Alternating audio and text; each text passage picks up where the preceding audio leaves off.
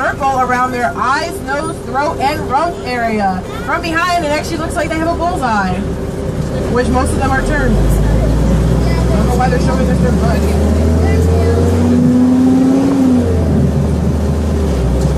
Alright, over there we have our common eland. Now, they are the largest of the antelope species.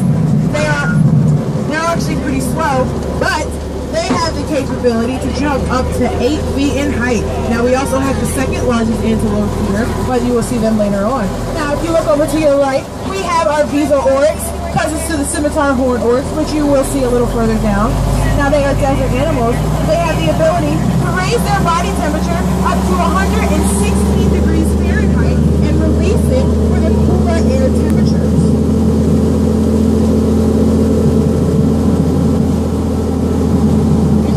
Oh, there it is. Look over at that fence. Right over to your left. There's a peacock. They have been on fences all day, so I've been trying to find them.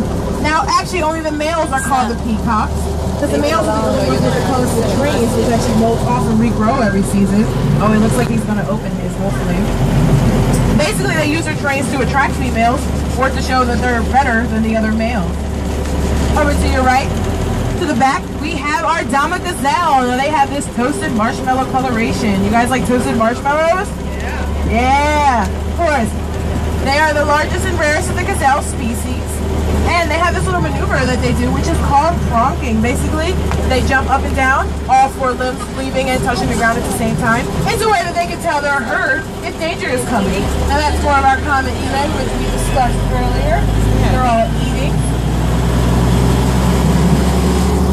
You look over to your left, you're going to see a wild plane. Yeah. Wild plane. Oh, come on, that's funny. You guys like giraffes? Because we're about to see some. And let me tell you, giraffes are my favorite. Woo! All right. Look to your right. You are going to see our giraffes. Uh-oh. They are the tallest land mammal. They're the tallest land mammal, just like zebras.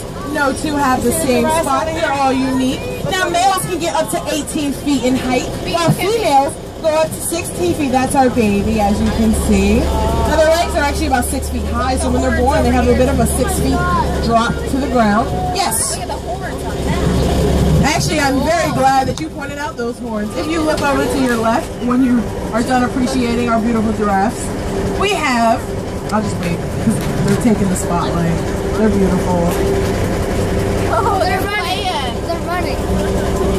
Giraffes are my favorite, so I'm like... They're running in the rain. Alright, to your left, we have our red Ankole cattle. They have some of the biggest horns of a species.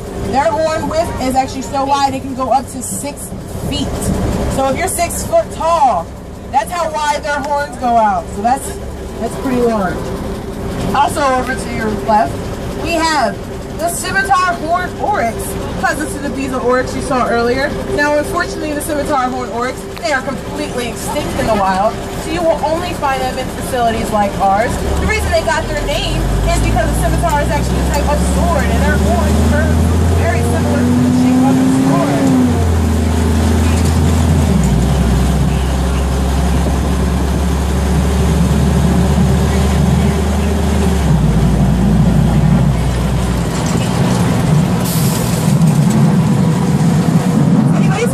Taken this before?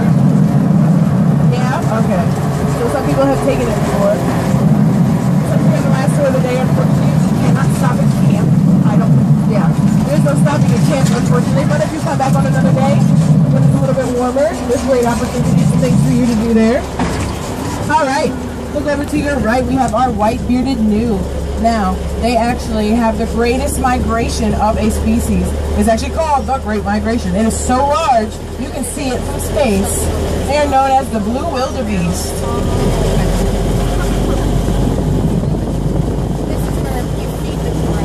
Yes. And another day when you actually can come to camp, they have giraffe meetings that happen every hour or half hour. Unfortunately, it actually closed due to weather, and since it's the last tour of the day, probably won't be able to stop anyway. But yes, we have some here. There's actually a baby bison. Alright,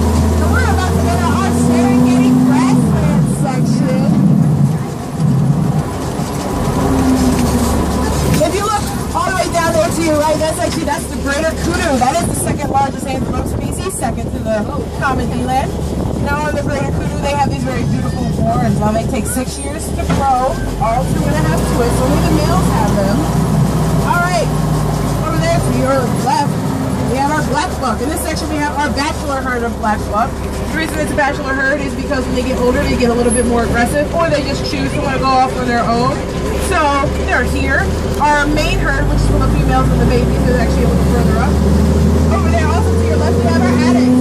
They are a desert nomad now. They have the ability to change their fur color.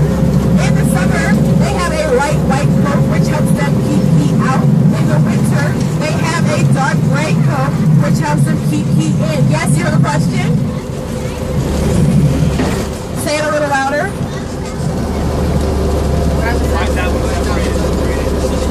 Oh, the one over there? Oh, well, sometimes they don't get along too well with the others. It's the truth, it happens. Sometimes they don't get along too well with the others, and some of them basically have to go in a little bit of a timeout. Basically. All right, over to your left, we have our white-tailed gnu. Actually, they're on your left and your right. Now, the white-tailed gnu, they're known as the black wildebeest. You can tell the difference between the white-tailed and the white-bearded because the white-tailed gnu, the color of their tail is, of course, lighter, and their horns curve forward, while the white-bearded gnu has horns that curve out to the side. All right, over to your right, at the little feeder over there, we have our oodad. Now, they are known as Barbary sheep. They are actually related to the goat. You can tell the difference between the male and the female because males have beards on their chest. Females, not so much. They're actually really great climbers. You actually will tend to see them on hills here in our safari. This is usually one of the last sections of the ostrich head, unless one decides he doesn't want to stay here anymore and travel.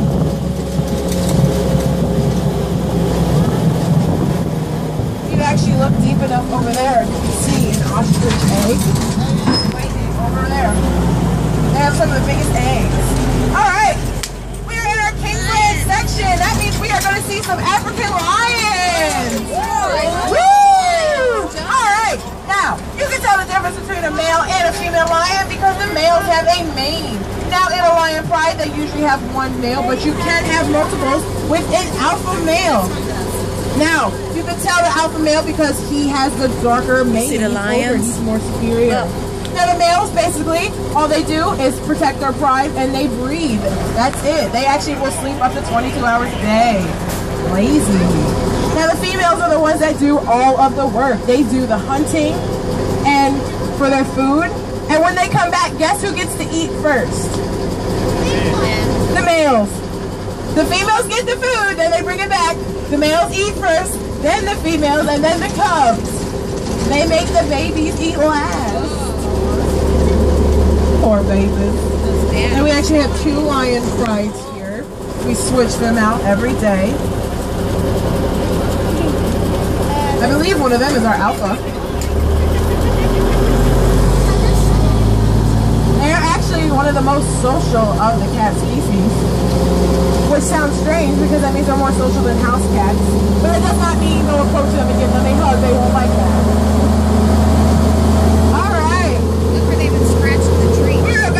Black Bear Ridge. Guess what? We're going to see it here. Black Bear. Yes.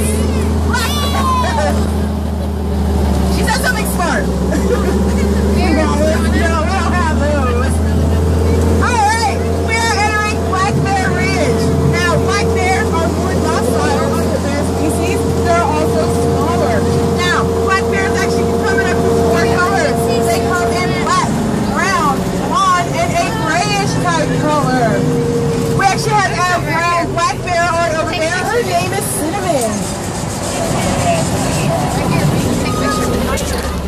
Yes, we have one. Oh, hello.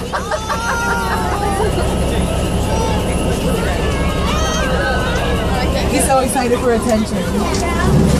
Yeah, Cinnamon. Yes, our brown black bear. Her name is Cinnamon. Now, black bears are opportunistic omnivores, meaning they will eat just about anything, which is the reason why if you go camping, they tell you tie your things up high because if they get to your camp, they're going to eat whatever they find. Now, you can actually find black bears in 49 of the 50 states. Does anybody know a state you will not find a black bear in? Alaska? No, not Alaska. Hawaii! Yes, we'll all find them in Hawaii. Too warm. Now during the winter, the bears go into hibernation, which is basically a very long sleep. They don't need to eat or drink or anything. And a lot of the times in hibernation, that's when the mamas give birth to their cubs. They do not feel it. They don't even know they're pregnant going into hibernation. They wake up and they see babies and they go, okay, time to be a mom.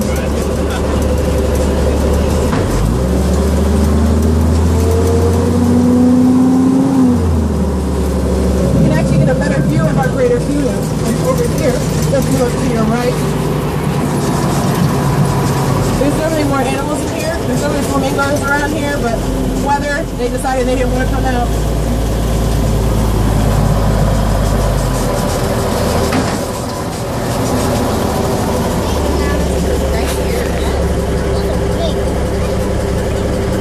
Hello, gorgeous. The big horns on the one by the barn.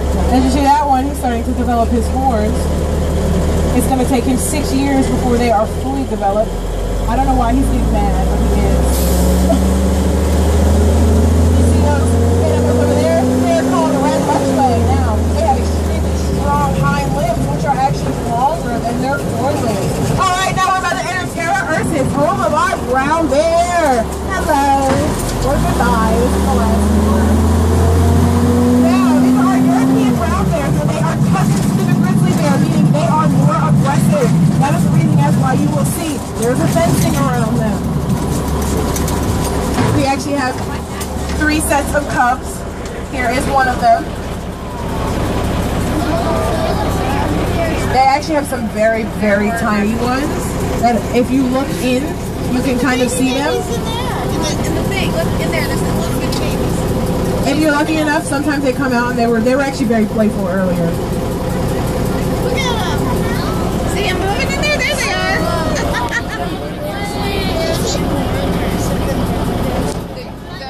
the brown bears are more aggressive. Yes, they are more aggressive due to the fact that they are cousins to the grizzly bear, and as you know, grizzly bears are mean. Now the brown bears, they are bigger than the black bears. They have broader shoulders, and our brown bears can actually get up to a weight of about 800 pounds, maybe bigger. There's another family over there. Some not so babies. They were a bit too playful, as you can see in their little area. They kind of tore the logs off.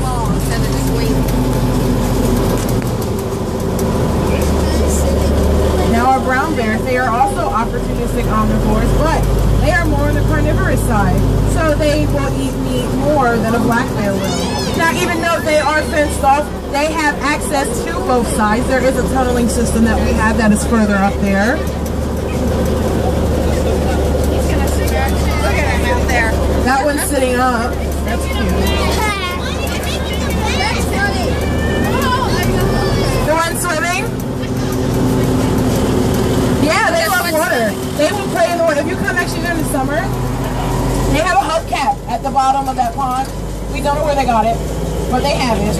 And you will actually catch them running around. They will play frisbee with the hubcap. It's actually very cute. Yes, they love water, so we have the big pond for them there. We also have that right there. We call it the brown bear hot tub. It's not hot water though. All right. Now I know we discussed hibernation already, and we discussed how the mothers, they do give birth during hibernation. There's actually a special story about that when it comes to 2 of our brown bears, which are coming up to your left. Their names are Spot and Scarlet. They're right over here. Now the story of Spot and Scarlet, of course, they were born in hibernation during a very snowy winter. Unfortunately, due to weird New Jersey weather, it got warm right after they were born, so all the snow melted and they're done. Ooh, excuse me. Their den ended up flooding. So, Mama was big enough to survive on her own, but our vet staff had to come and save Spot and Scarlet and has basically been hand-raising them ever since. Now, Mama doesn't actually know she had cubs because they're usually not aware. They're usually not aware until they wake up. And since they had to consent to them, that's why they was given to her. They're about 3 years old and we're slowly working on putting them with the rest of them. Alright, this area, this is our New Jersey wetlands. This is an untouched area.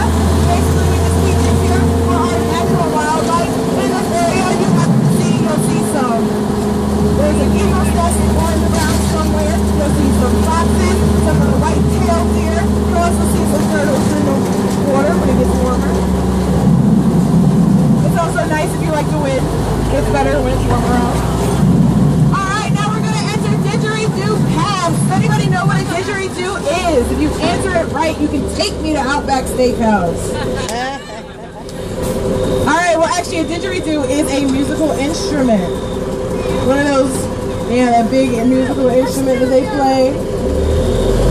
So this is where you're going to see Australian animals.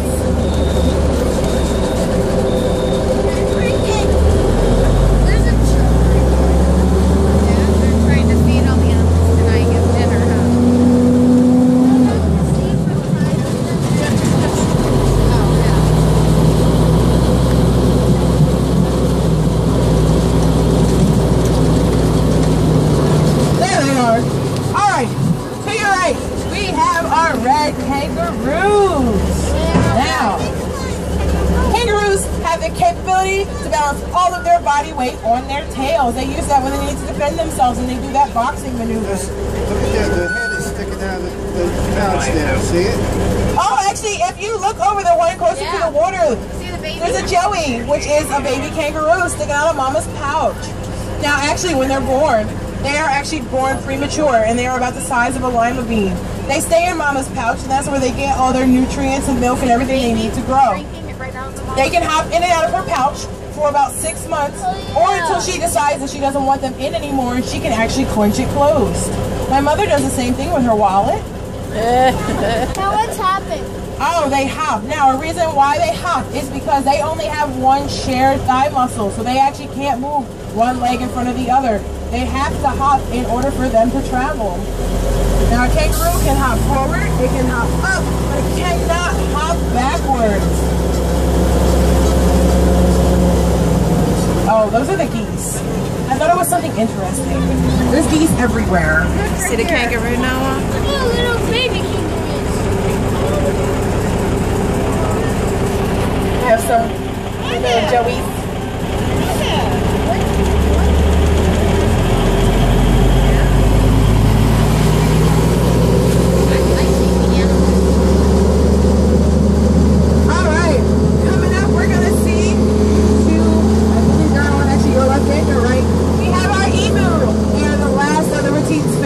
Yes, they are related to the emu and the ostrich that you know.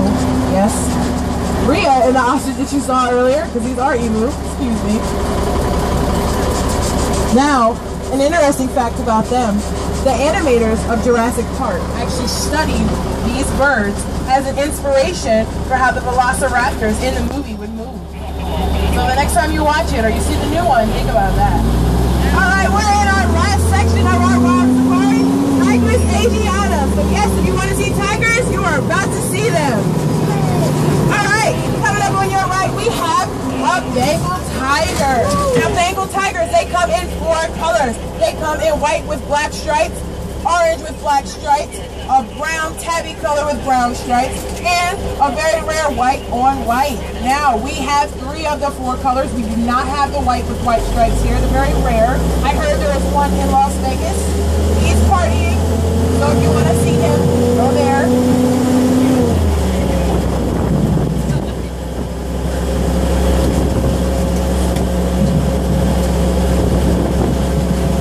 Something about our Bengal tigers, they like water a lot more than a normal cat species. So their paws are actually semi-wet, and they actually use that water to their advantage. They will trap their predators or their prey in the water. Most of them who can't swim, they have no luck.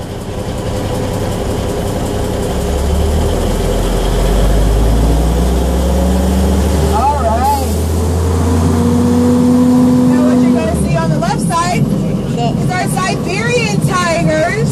Now, Siberian tigers only come in 1 color. They only come in the orange with black stripes. Sometimes there's a little bit of confusion because they are more in colder weather. So they think they are the ones with the white and the black stripes. But they are only orange and black. Just like zebras and giraffes, no 2 tigers have the same stripes. They are all unique. And Siberian tigers actually have the capability to move each ear individually, so they can basically hear what's coming up behind them if anything's coming for them. It's kind of like a eyes behind your head type of thing. They also have these white spots on the back of their ears, which is a way for mothers to be able to locate their cubs and cubs to be able to locate their mothers. He's lying right here. Tucker, look. He's tired. He has his tongue He's out. sleepy.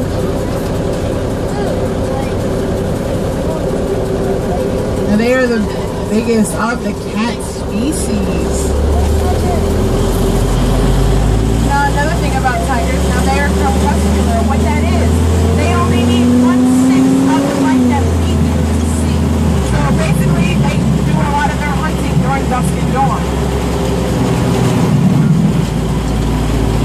All right, well, we are coming to the end of our tour. Make sure you wave goodbye to our gate guards.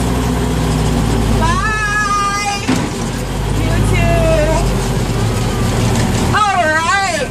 Well, as we come to the end of our safari off-road adventure, I said, please remain seated with your seatbelt fastened until we come to a complete stop and the gate is lowered.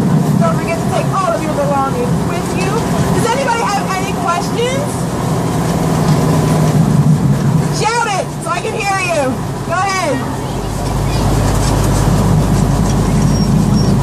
Oh, the monkeys. Fantastic question. The monkeys are still here in the safari. As of right now, they are working on a way to safely integrate them into the tour. So we don't know how long that's going to take, but one day they will be featured in. The issue is that we don't want them to climb onto the trucks, so they're working on a way to avoid that from happening. But they're here, they're well taken care of, they're spoiled as ever,